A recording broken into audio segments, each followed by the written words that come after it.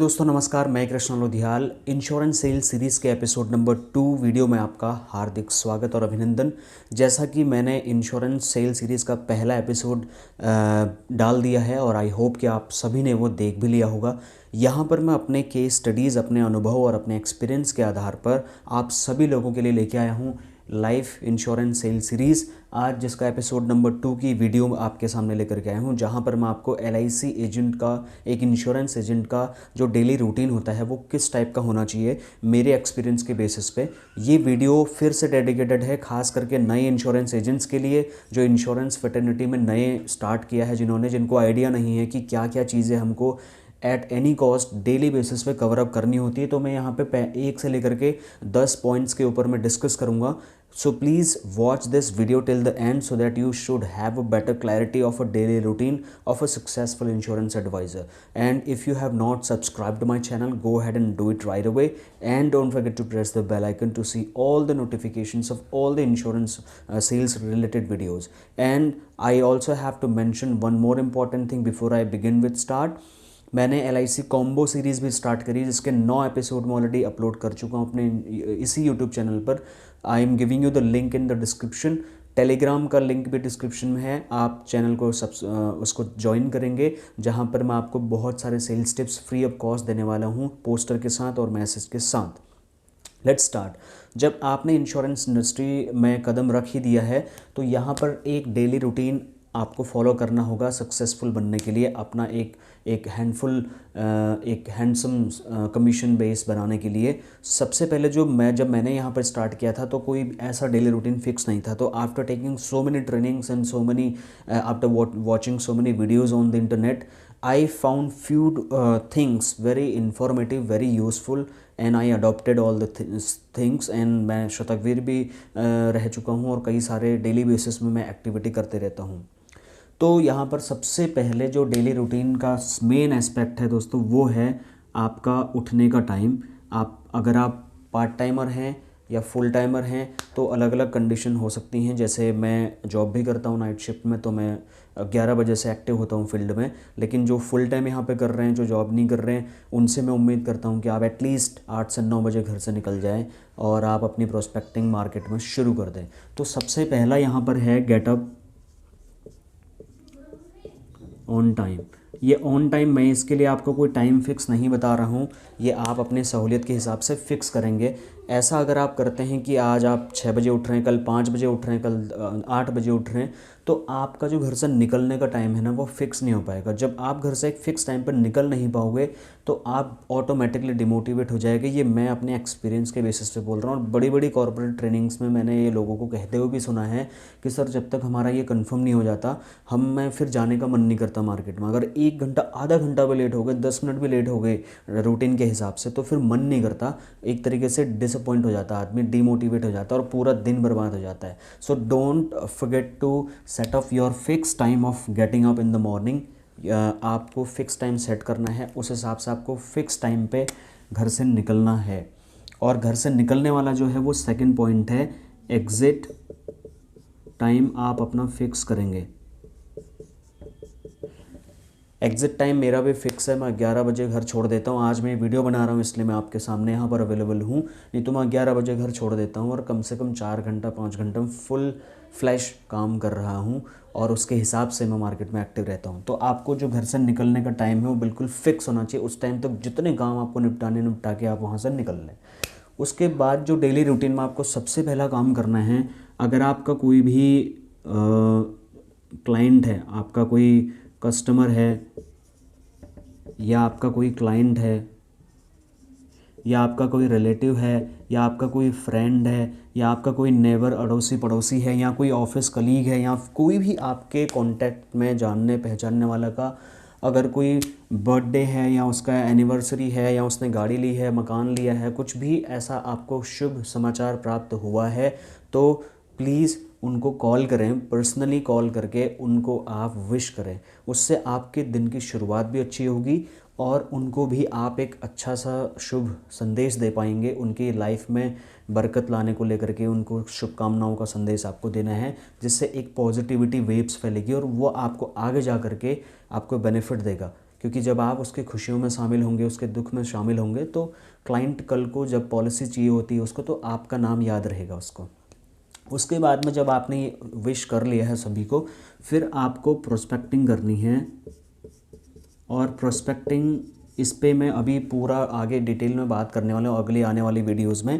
Prospecting का मतलब होता है कि आप उन लोगों को ढूंढिए जो इंश्योरेंस ले सकते हैं। फिर आपको कम से कम जो अपने टाइम बेसिस आपने किया हुआ है उस हिसाब से आपको डेली प्रोस्पेक्टिंग करनी है, डेली। इसमें एक दिन भी मिस नहीं होना चाहिए। मान लो आपने प्लान किया कि मैं 6 दिन काम करूंगा, तो 6 दिन में भले ही 1 घंटा दिन का करना है, तो 6 घंटे हफ्ते में आपको प्रोस्पेक्टिंग के ऊपर फोकस करना है, क्योंकि आपके पास अगर रॉ मटेरियल नहीं होगा तो आप प्रोडक्ट नहीं बना पाओगे। तो प्रोस्पेक्टिंग डेली बेसिस में, रेगुलर बेसिस में होनी चाहिए, और मैं भी करता हूँ डेली कॉलिंग करके, टेली कॉलिंग करके। और सबसे इम्पॉर्टेंट यहाँ पे जो टेली कॉलिंग है, 5 पॉइंट, टेली कॉलिंग का भी आप फिक्स करें कि आप कितनी कॉल डेली की करेंगे। आपको फिक्स करना पड़ेगा, भले ही आप 5 कॉल करें तो 5 कॉल डेली बेसिस में करनी चाहिए आपको। उनका रिकॉर्ड आपके पास गूगल शीट में ऑनलाइन आप सेव कर सकते हैं, जैसे मैं ऑनलाइन रिकॉर्ड रखता हूँ, कहीं से भी एक्सेस कर सकता हूँ। डायरी में आप करना चाहें कर सकते हैं, but that is a traditional way to keep all your data record in the system, in the notebook and all, but you should have your notebook and all.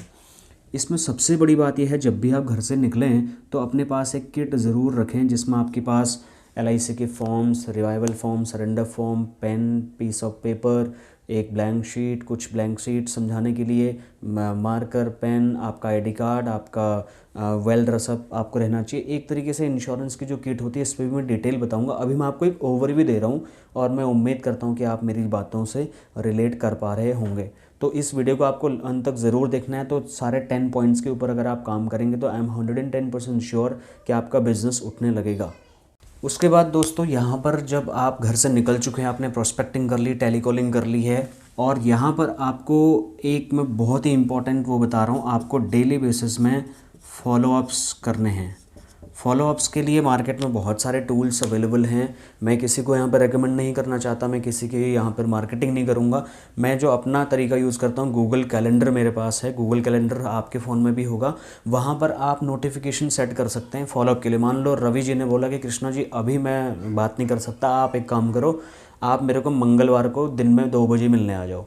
तो अब ऐसे अगर मैं रोज़ 20 लोगों से बात कर रहा हूँ तो मैं तो कन्फ्यूज़ हो जाऊँगा, और मैं डायरी में लिखूँगा तो पता चला अगर वो पेज मेरा खो गया तो मैं तो जा ही नहीं पाऊँगा रवि जी से मिलने और उन 20 लोगों से मिलने।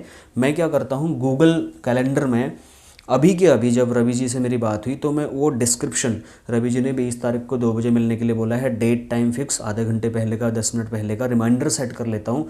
तो उस दिन को, और या फिर मैं 2 दिन के बाद, हर 2 दिन के बाद वो रिमाइंडर मुझे याद दिलाए, वो भी सेटिंग गूगल कैलेंडर में होती है, तो आप वो कर सकते हैं। तो इस तरीके से आपके जितने भी फॉलोअप्स हैं वो कभी भी मिस नहीं होंगे, वो ऑन टाइम आप उनको अटेंड कर पाएंगे। जब आप उन फॉलोअप्स को अटेंड करेंगे तो क्लाइंट को रहेगा, हाँ यार, क्लाइंट भूल जाएगा कि मैंने 2 बजे बुलाया था, लेकिन आप जब उसको फॉलोअप के लिए कॉल करेंगे, सर आपको याद है लास्ट हफ्ते आपसे बात हुई थी, 2 बजे आपने मिलने के लिए बोला था, मैं आपके पास आ रहा हूँ, तो उसे याद आएगा कि हाँ ये जो बंदा है, ये जो इंश्योरेंस एजेंट है, कंसल्टेंट काफ़ी प्रोफेशनल है टाइम को लेकर के। तो आपको टाइम मैनेजमेंट भी कहीं ना कहीं यहाँ पर सीखने को मिल रहा होगा मेरी बातों से। फॉलोअप आपको कभी भी नहीं छोड़ना है। दूसरा, जब भी आपने क्लाइंट के पास आप यहाँ पर जा रहे हैं, तो ये आगे की चीज़ें हैं, मैं प्रेजेंटेशन के ऊपर बताऊँगा। अभी मैं डेली रूटीन की बात कर रहा हूँ, तो डेली रूटीन में आपको फॉलोअप भी करने हैं। और यहाँ पर अगर आपने कोई पॉलिसी बेची है, राइट, अभी मैं 1 मैन आर्मी की तरह से सोच रहा हूँ नए लोगों को, जिनके पास अपनी टीम नहीं है, जिनके पास अपना स्टाफ नहीं है, तो आपको रिन्यूअल कॉलिंग भी डेली बेसिस पे करनी है, ताकि आप अपना लैब सेशन को कंट्रोल कर पाएँ। जो कोविड के टाइम पे बहुत बड़ा नुकसान हमें उठाना पड़ा, काफ़ी लोगों ने रिन्यूअल पेमेंट नहीं जमा करी और पॉलिसियाँ लैप्स हो चुकी हैं, उनको अब हम धीरे धीरे कवर अप करने की कोशिश कर रहे हैं, और एक हद तक हम कवर भी कर चुके हैं। तो डेली बेसिस में ऐसी नौबत ना आए, आप डेली बेसिस में अपना ड्यू लिस्ट उठाइए, LIC में आप रजिस्टर करिए अपनी एजेंसी ईमेल ID को, जहाँ से हर महीने आपको एक बार ड्यू लिस्ट मिल जाएगी। उन पे आप डेली फॉलोअप करिए, कॉल करिए कि सर आपका, और 1 हफ्ता, 2 हफ्ता, 3 हफ्ता, 1 महीना पहले उनको एडवांस में बता के चलिए कि आपका रिन्यूअल पेमेंट जमा होना है। उनको LIC कस्टमर ऐप रजिस्टर कराइए, उसके ऊपर भी मैंने वीडियो बनाई है, लिंक डिस्क्रिप्शन में दे दूंगा, आप चेक कर सकते हैं। रिन्यूअल कॉलिंग भी डेली बेसिस में आपको करनी है। उसके बाद में जो सबसे इम्पॉर्टेंट पॉइंट है, आपको डेली बेसिस में अपने सीनियर्स को रिपोर्टिंग करनी है।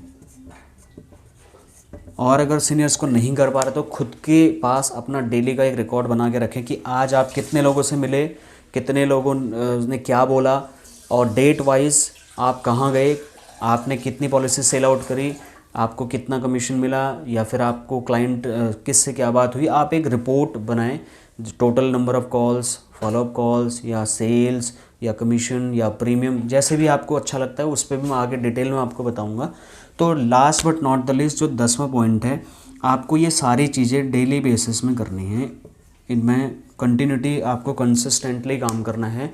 कंसिस्टेंसी का फ़ायदा ये मिलेगा आपको through out the period of time. अभी आपको अगर ये आप आज से फॉलो करना शुरू करते हैं तो इसमें काफ़ी डिमोटिवेट होंगे आप। ये बहुत फ्रस्ट्रेटिंग चीज़ें मैं बता रहा हूँ, ये मन नहीं करेगा आपको करने का, लेकिन 1 हफ्ते या 2 हफ्ते बाद आप देखेंगे इन सारी चीज़ों का पॉजिटिव रिजल्ट आपको मिलने लग जाएगा, और मुझे भी मिला है। तो फ़ायदा इन सब चीज़ों का इकट्ठा नहीं मिलता है, ओवर पीरियड ऑफ टाइम आपका इन चीज़ों को रिजल्ट मिलना शुरू हो जाता है, फिर आप पॉजिटिव भी होंगे।